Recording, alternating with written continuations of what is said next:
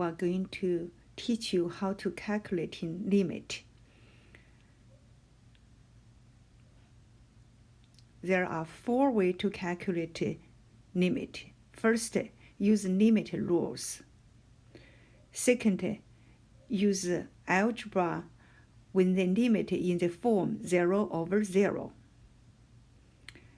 Third way, use important limit form sin x over x when x goes 0, which limit equals 1. The fourth way is the last way, to use the squeeze theorem to find the function's limit.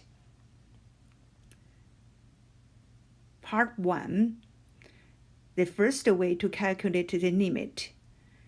Use limit rules to calculate limit. The first group of the limit rules, there are 5. And the first one is addition rules. Second one is subtraction rules.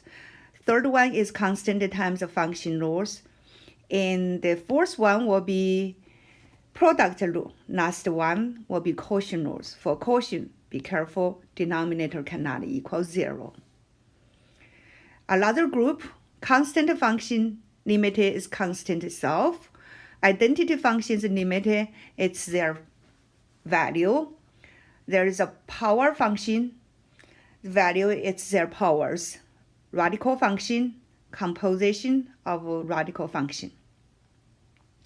Let's say how to use a law to find this problem's limit. First, this problem is a quotient, so we need to use quotient laws. Before we use quotient law, we need to understand the denominator cannot be equal 0. So we use the law 5 to find this function's limit.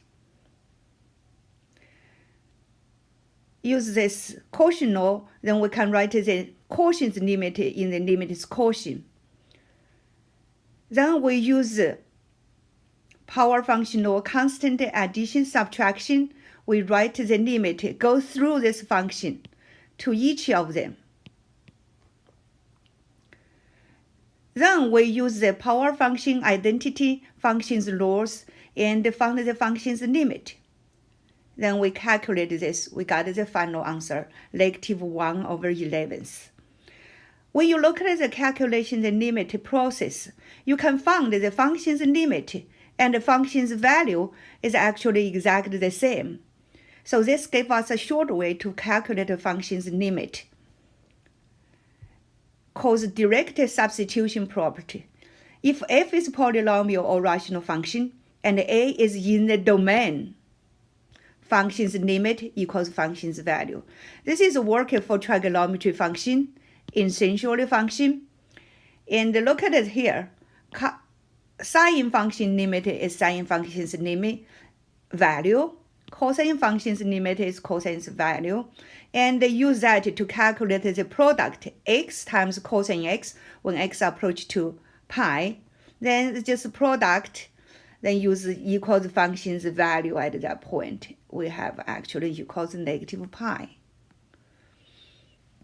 Practice. Let's you try find this function's limit. Limit x goes to 1 sine x over 1 minus ln x. Answer, so which equals sine 1. This will be our final answer.